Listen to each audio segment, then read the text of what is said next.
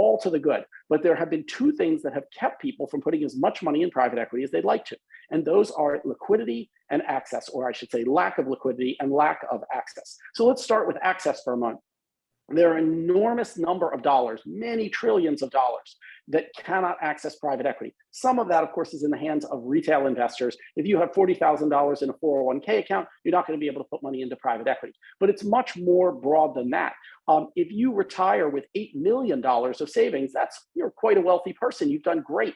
But if you want to put that 20% in PE that a typical pension fund might have, that's $1.6 million.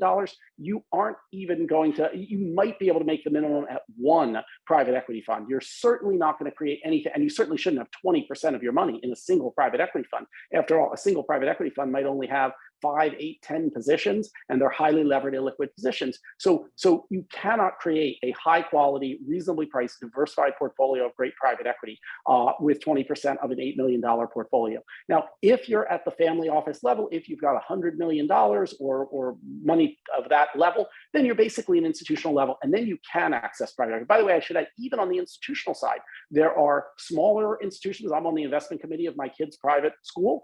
They can invest in private equity, and we'd love to as the board, but we can't. There's plenty of folks that have conflicts or regulatory things or other things that make it